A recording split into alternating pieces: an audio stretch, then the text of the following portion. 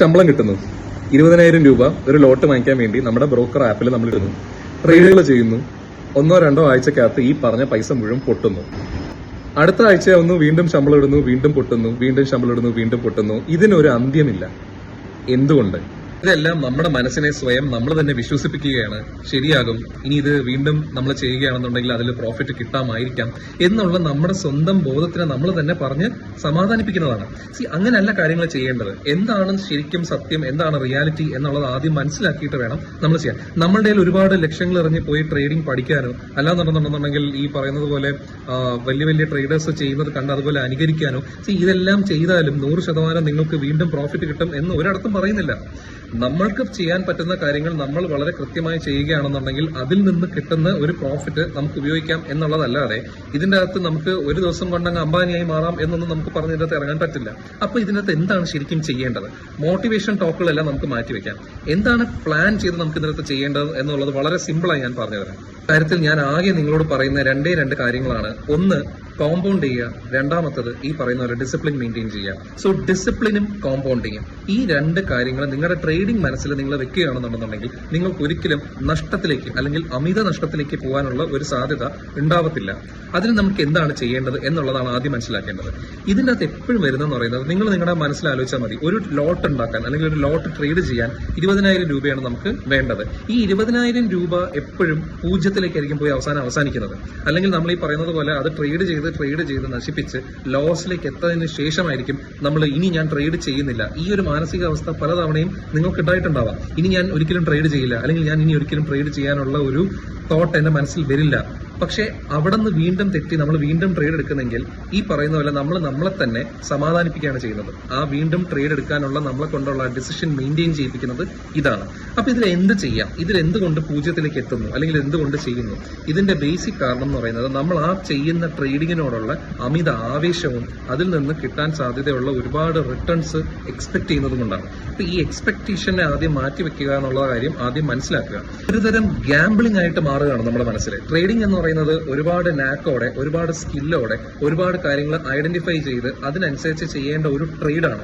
അതൊരിക്കലും നമുക്ക് 1 5 കിട്ടും അല്ലെങ്കിൽ 1 10 കിട്ടും എന്നുള്ള ഒരു ഗാംബ്ലിംഗ് തോട്ടോടെ ചെയ്യേണ്ട ഒരു കാര്യമല്ല.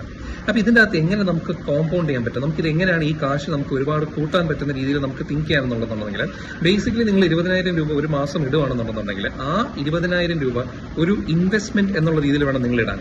എല്ലാ മാസവും 20,000 നിങ്ങൾ ട്രേഡ് ചെയ്ത് കളയുന്നതിന് പകരം ട്രേഡ് ചെയ്തത് മെയിൻറ്റെയിൻ ചെയ്യുക എന്നുള്ളതാണ് ഏറ്റവും ഇമ്പോർട്ടന്റ് ആയിട്ടുള്ള കാര്യം. അപ്പൊ ആദ്യത്തെ 20,000 രൂപ നിങ്ങൾ ഒരു മാസം ഇട്ട് കഴിഞ്ഞ് കഴിഞ്ഞാൽ രണ്ടാമത്തെ മാസവും അതുപോലെ 20,000 രൂപ ഇടാൻ ശ്രമിക്കുക. ഇതിൽ നിന്ന് അപ്പൊ ട്രേഡ് ചെയ്യുന്നത് എങ്ങനെ? ടാർഗറ്റ് മെയിൻറ്റെയിൻ ചെയ്യുക 5%. 5% വേണ്ടി മാത്രം ട്രേഡ് ചെയ്യുക. നമ്മളിപ്പോൾ വിചാരിക്കുന്നുണ്ടാവും ഈ 5% ട്രേഡ് ചെയ്ത് എന്റെ 20,000 രൂപയും പോയിട്ട് ഞാൻ 5% ട്രേഡ് ചെയ്തിട്ട് എന്ത് കിട്ടാനാണെന്നുള്ളത്. ഞാൻ വളരെ സിമ്പിളായിട്ട് ഈ ഒരു കാര്യം ഞാൻ കാൽക്കുലേറ്റ് ചെയ്ത് വെച്ചിരിക്കുന്ന ഒരു കാര്യമാണ്. ഞാൻ സിമ്പിളായിട്ട്, നിങ്ങൾ മോണിറ്റർ കണ്ടാൽ മതി, ഞാൻ സിമ്പിളായിട്ട് ഞാൻ കാൽക്കുലേറ്റ് ചെയ്ത് ഞാൻ പറഞ്ഞ് മനസ്സിലാക്കി തരാം.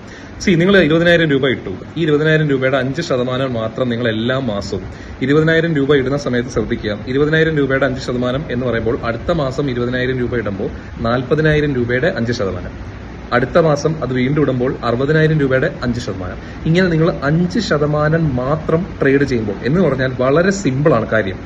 നിങ്ങൾ 100 രൂപ ഇട്ടിട്ട് അതിന്റെ 5% ഉണ്ടാക്കുകയാണെന്നുണ്ടെങ്കിൽ അത് 5 രൂപയായി. സിമ്പിളാണ്. ഇനി ഇത് 200 രൂപയ്ക്കാണ് നിങ്ങൾ ചെയ്യുന്നതെങ്കിൽ അതിന്റെ 5% 10 രൂപയായി.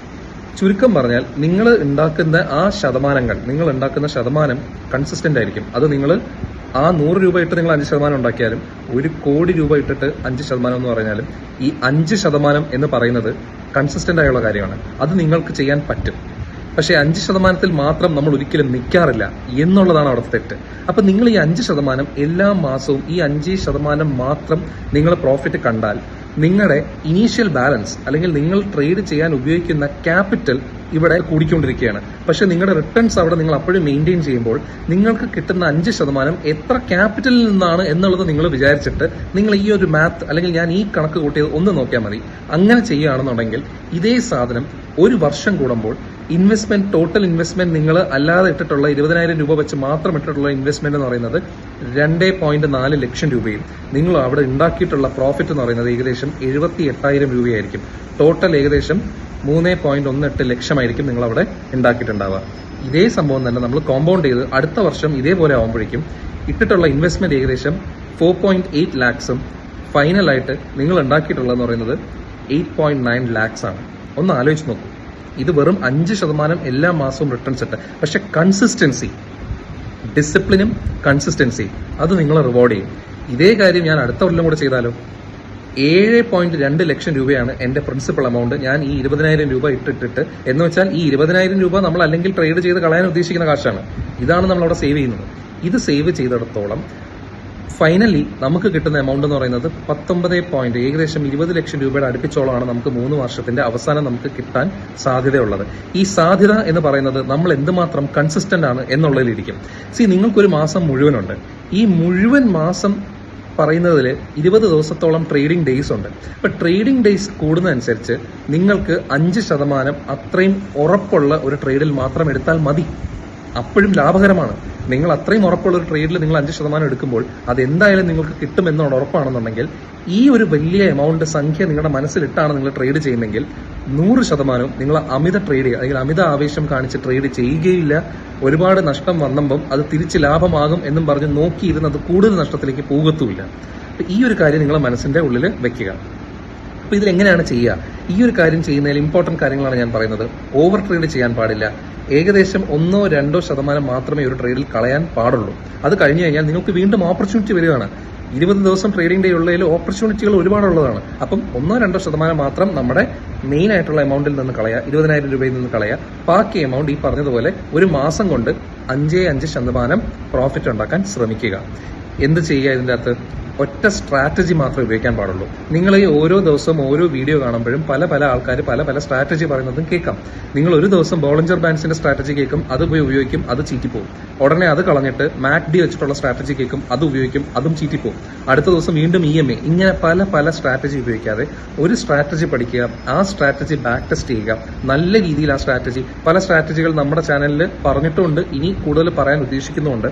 അതുകൊണ്ട് നിങ്ങൾ ഈ ചാനൽ സബ്സ്ക്രൈബ് ചെയ്തിട്ടില്ല എന്നുണ്ടെങ്കിൽ സബ്സ്ക്രൈബ് ചെയ്യുക, ഫോളോ ചെയ്യുക. നമ്മൾ പറയുന്ന കാര്യങ്ങൾ കൂടുതൽ മനസ്സിലാക്കാനുള്ള ഒരു ശ്രമം നടത്തുക.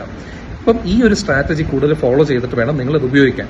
അടുത്തതായിട്ടുള്ള ഏറ്റവും ഇമ്പോർട്ടന്റ് ആയിട്ടുള്ള സംഭവമാണ്, ഒരു ലോസിലേക്ക് എത്തിക്കഴിഞ്ഞാൽ ഇത് നിങ്ങൾ എപ്പോഴും ശ്രദ്ധിക്കേണ്ട ഒരു കാര്യമാണ്. നിങ്ങൾ ഒരു ട്രേഡ് എടുക്കുമ്പോൾ അത് പോസിറ്റീവായിട്ടുള്ള ഭാഗത്ത് നിങ്ങൾക്ക് പ്രോഫിറ്റ് തരും എന്നുള്ള രീതിയിൽ നിങ്ങൾ എടുക്കുന്ന ഒരു ട്രേഡ് അത് നെഗറ്റീവിലേക്ക് പോകുമ്പോൾ, അത് കൂടുതൽ നെഗറ്റീവിലേക്ക് പോകുന്നെങ്കിൽ നിങ്ങൾ എടുത്ത ഡിസിഷൻ തെറ്റാണ്, അല്ലെങ്കിൽ നിങ്ങൾ എടുത്ത എൻട്രി തെറ്റാണ്. അപ്പൊ നിങ്ങളത് തിരിച്ച് നഷ്ടത്തിലേക്ക് പോയിട്ട് തിരിച്ചത് പ്രോഫിറ്റിലേക്ക് കയറി വരുന്നത് വരെ വെയിറ്റ് ചെയ്ത് നിൽക്കുന്നതാണ് മിക്ക ആൾക്കാരുടെ അക്കൗണ്ട് വൈപ്പായി പോകുന്നത്. നിങ്ങൾ ചെയ്യേണ്ടത് ഇത്രയേ ഉള്ളൂ. നിങ്ങൾ എടുത്ത ഡിസിഷനിൽ നിങ്ങൾ മാർക്കറ്റിൽ എൻട്രി ചെയ്തത് തെറ്റാണ് എന്ന് തോന്നിക്കഴിഞ്ഞാൽ, നെഗറ്റീവിലേക്ക് പോവുകയാണ് എന്ന് തോന്നിക്കഴിഞ്ഞാൽ ആസ് സൂൺ ആസ് പോസിബിൾ അത് കട്ട് ചെയ്ത് പുറത്തിറങ്ങുക. മൗസ് ക്ലിക്ക് ചെയ്ത് ഇറങ്ങുക, അല്ലെങ്കിൽ നിങ്ങൾ സ്റ്റോപ്പ് ലോസ് ഹിറ്റ് ചെയ്ത സ്പോട്ടിൽ തന്നെ എക്സിറ്റ് അടിക്കുക. ഈ വിരലിൽ അതിനുള്ള പവർ വേണം. എന്നാൽ മാത്രമേ കൂടുതൽ നഷ്ടത്തിലേക്ക് പോകാതിരിക്കാൻ പറ്റുള്ളൂ. കൺസിസ്റ്റൻസി മെയിൻറ്റെയിൻ ചെയ്യുക. എല്ലാ മാസവും ഞാനിട്ട 20,000 രൂപയുടെ 5% വെച്ച് ഞാൻ റിട്ടേൺസ് എടുക്കും എന്നുള്ള ഒരു കൺസിസ്റ്റൻസി മെയിൻറ്റെയിൻ ചെയ്താൽ തൊട്ട് മുന്നേ കാണിച്ച ആ ഫിഗേഴ്സ് ഒക്കെ നിങ്ങൾക്കുള്ളത് തന്നെയാണ്. അതുകൊണ്ട് സ്വയം വിശ്വസിക്കുക. ഈ പറയുന്ന പറ്റുന്ന ഒരു കാര്യമാണ് എന്നുള്ളത് മനസ്സിലാക്കുക. അടുത്ത വീഡിയോയിൽ കാണാം.